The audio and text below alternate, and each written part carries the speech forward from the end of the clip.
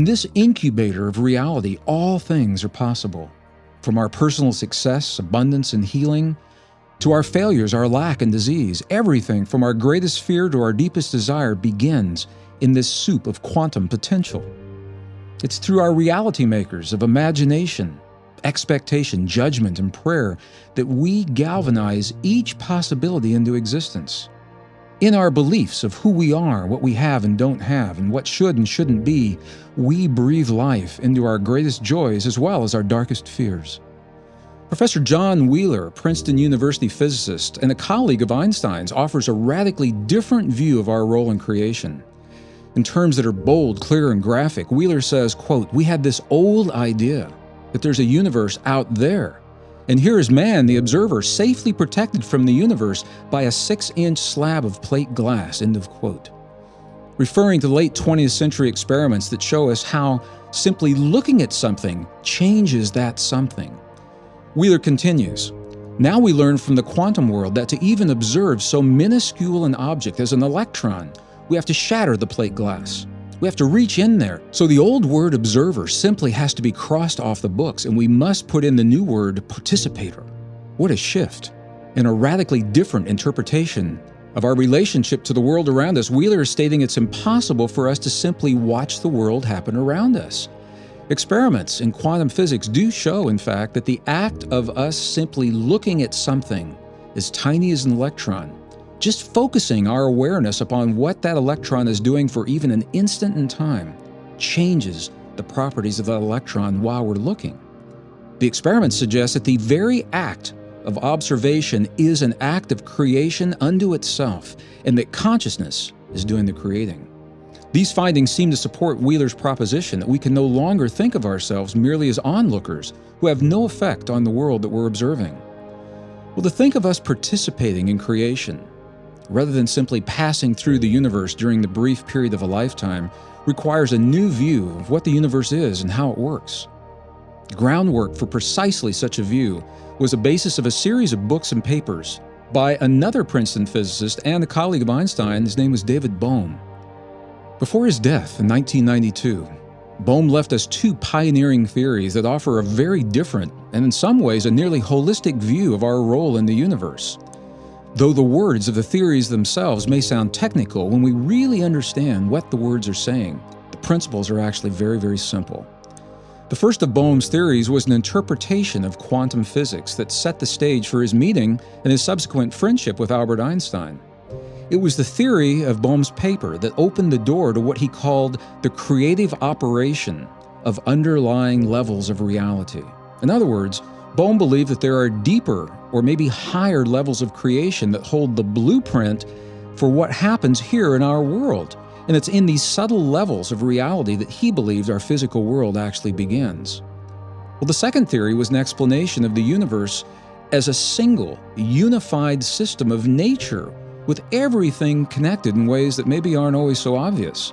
In this paradigm-shifting work, Bohm believed that if we could see the universe in its entirety from a greater vantage point of somewhere other than this earth, that the things in our world, in fact, appear as what he called a projection of the things that are really happening in another realm, one that we simply can't see. He viewed both the seen as well as the unseen worlds as expressions of this greater, more universal order, and to distinguish between these two realms, he called them the implicate and the explicate order. The things that we can see and touch and that appear separate in our world, like rocks, oceans, forests, animals, and people, these are examples of his explicate order of creation. As separate as they may appear from one another, however, Bohm suggested that they're actually linked in the deeper reality in ways that we simply can't see from our place in creation. Bohm saw all of the things that look separate to us as part of a greater wholeness, and he called that wholeness the implicate order. So to describe the difference between Bohm's implicate and explicate order, he gave the analogy of a flowing stream of water. Using the different ways that we can see water flowing in the stream as a metaphor, he described the illusion of separateness. Quote, "On this stream, we may see an ever-changing pattern of vortices and ripples and waves and splashes, which evidently have no independent existence." End of quote. In other words, although the water's disturbances may look separate to us, Bohm viewed them as intimately linked and deeply, deeply connected to one another. They're all part of the same water.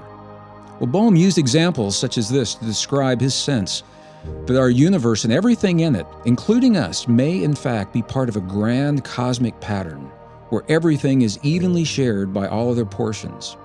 When he summarized this unified view of nature, he simply stated, quote, "We must learn to view everything as part of an undivided wholeness in flowing movement."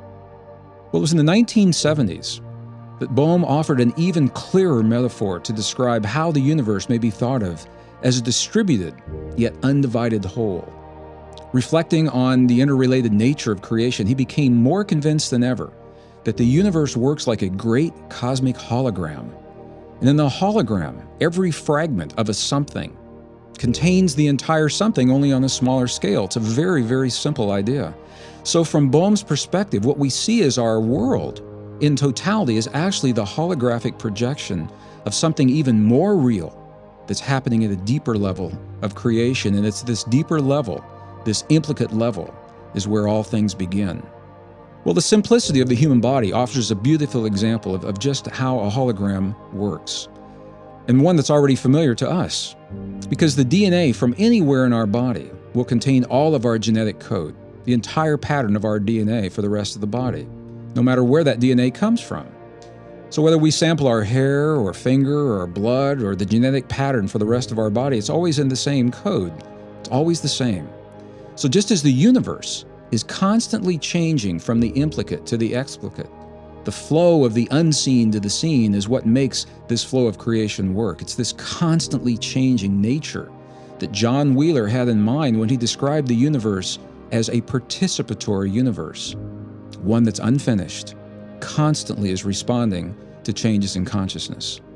Well, interestingly, this is precisely the way that the ancient traditions of the past suggested our world works. From the Indian Vedas, believed by some scholars to date to 5,000 years BC, to the 2,000-year-old Dead Sea Scrolls, a general theme seems to suggest that the world is actually the mirror of things that are happening in a higher realm, in a deeper reality, a place that we simply cannot see from where we are in our world. Commenting on the new translations of the Dead Sea Scroll fragments, for example, known as the Songs of the Sabbath Sacrifice, the translators summarize the content by saying precisely this. The scroll actually says, what happens on earth is but a pale reflection of that greater ultimate reality. So the implication of both the ancient texts and quantum theory, they're the same. It's that the unseen world is the place where we create the blueprint for our relationships, our careers, our success, failures of the visible world. From this perspective, the divine matrix works like this great cosmic screen that allows us to see the energy of our emotions and our beliefs, all of our anger, hate, and rage, as well as our love, compassion, and understanding. All of that energy is projected in the physical medium that we call life. And just as a movie screen reflects the image of whatever or whoever has been filmed without judgment, the divine matrix appears to do precisely the same thing. It provides this neutral surface for our inner experiences and our beliefs to be seen in the outer world. Well, sometimes consciously, often not, we show our truest beliefs of everything from compassion to betrayal through the quality of the relationships that we find surrounding us. So the first key in our exploration of the divine matrix is to simply summarize what it does. The divine matrix is the container that holds the universe. The divine matrix is the bridge between our inner and our outer world, between all things. And the divine matrix is the mirror that shows us what we've created. The matrix does all of these things at the same time. In other words, we're like artists expressing our deepest passions, fears, dreams, and desires through the living essence of a mysterious quantum canvas. Unlike a conventional artist canvas, however, which exists in one place at a given time, our canvas is the same stuff that everything is made of. It exists everywhere, and it's always present. To get an idea of our relationship to the divine matrix, it may be helpful to think of it as a really big cosmic blanket, one that begins and ends in the realms of the unknown and covers everything in between. The blanket is many layers deep, and it's everywhere all the time. It's already in place. Our bodies, our lives, and all that we know exist and take place within the fibers of this blanket. From our watery creation in our mother's womb to our marriages, divorces, friendships, and careers, all that we experience may be thought of as wrinkles in this cosmic blanket. From a quantum way of seeing the world, everything from the atoms of matter and a blade of grass to our bodies, the planet, and beyond may be thought of as a disturbance in the smooth fabric of our space-time blanket. Well, perhaps it's no coincidence then that ancient spiritual and poetic traditions have always described our existence in precisely the same way. The Vedic traditions, for example, describe a unified field of what they call pure consciousness that bathes and permeates all of creation. In these traditions, our experiences of thought, feeling, emotion, and belief, and all the judgment they create are viewed as the disturbances. They're interruptions in the field that would otherwise be smooth and motionless. In a similar fashion, the ancient 5th century text, the Sin Ming, describes the properties of an essence that is the blueprint for everything in creation. In this text, it's called the Tao. And just as we see in the Vedic scriptures, it's ultimately something that's beyond description. The Tao is everything. It's all that is. It's the container of all experience as well as the experience itself. The Tao is described as perfect, quote, like vast space, where nothing is lacking and nothing is in excess, end of quote. According to the Sin Ming, it's only when we disturb the tranquility of the Tao through our own judgments that its harmony eludes us. When the inevitable does happen and we find ourselves enmeshed in human feelings of anger and separation, the Sin Ming offers a guideline to remedy that condition as well. It simply says, quote, to come directly into harmony with this reality, just simply say when doubt arises, not to. In this not to, nothing is separate, nothing is excluded, end of quote. Well, I admit that while thinking of ourselves as a disturbance in a field of energy may take some of the romance out of life, it also gives us a powerful way to think of our world and ourselves. If we want to create new, healthy, and life-affirming relationships, bring healing and romance into our lives or peaceful solution into the Middle East, for example, we must create a new disturbance in this field, one that mirrors our desire. We must create a new wrinkle in the stuff that everything is made of in our cosmic space-time blanket. Well, the key to tapping the awesome power of this divine matrix lies in our ability to embrace the 4 landmark discoveries that link it to our lives in what now is an unprecedented way. The first discovery is that there's a field of energy that connects all of creation. The second discovery is that this field plays the role of a container and a bridge and a mirror for the beliefs within us. The third discovery is that the field is said to be non-local and holographic. And as complicated as those sound, they're very simple terms. In other words, every part of this field is connected to every other part, and each piece individually mirrors the entire pattern, only on a smaller scale. And we'll talk about those more as we go through this book. The fourth discovery is that we communicate with this field, with this divine matrix, through a language that each of us already has. We're born with this language. We've had it since the moment we took our first breath in this world. It's the language of feeling and belief and emotion. Experiences that are thought to be unique only to us as humans. Well, we now recognize that it is our ability to embrace and apply these 4 discoveries that determine everything from our healing to our success.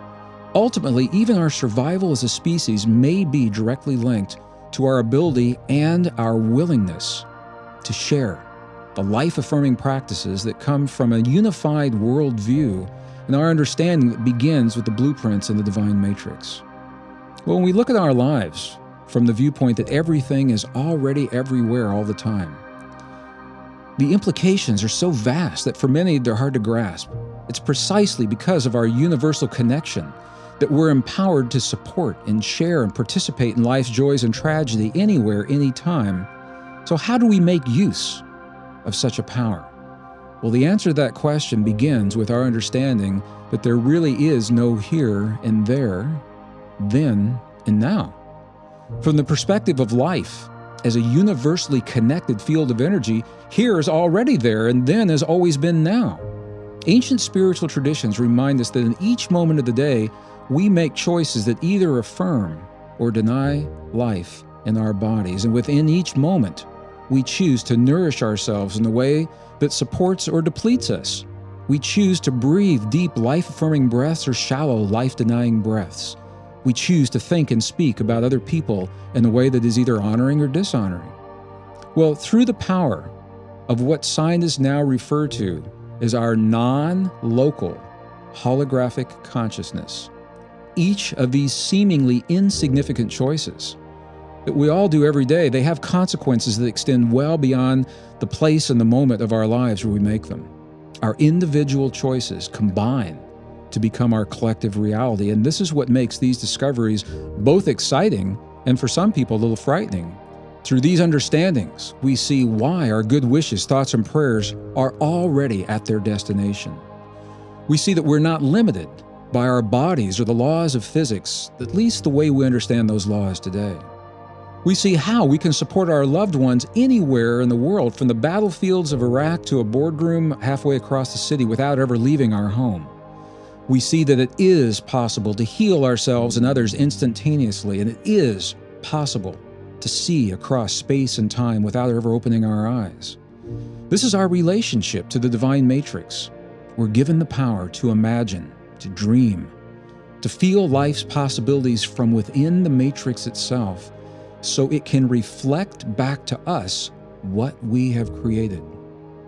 Both ancient traditions and modern science now describe how this cosmic mirror works. Admittedly, while these studies may solve some mysteries of creation, they also open the door to even deeper questions of our existence. We clearly do not know all there is to know about the divine matrix. Science does not have all the answers. In all honesty, scientists don't even know for sure where this matrix comes from or how it originated. What we do know, however, is that we could study it for another 100 years and still not have all those answers. We know that the divine matrix is real, it exists, and because it's real, we may tap its creative power through the language of our emotions. And in that certainty, we can apply what we know in a way that's useful and meaningful in our lives. And when we do so, our connection to one another and all things can't be denied. And it's in light of this connection that we may realize just how powerful we really are in this world.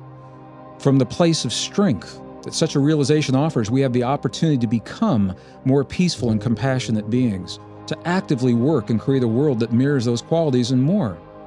Through the divine matrix, we have the opportunity to focus these attributes in our lives, applying them as our inner technology of feeling, imagination, and dreams. And when we do, we tap the true essence of the power to change our lives and change our world. It's you whose life bridges the reality of our past with the hope of our future. It's you who is being asked to forgive and find compassion in a world that's absolutely reeling from the scars of hurt and judgment and fear.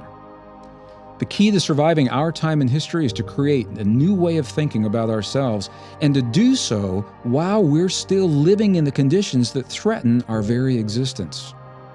Ultimately, we may discover that our ability to understand and apply the rules of the divine matrix hold the key to everything from our deepest healing, our greatest joys, and even our survival as a species.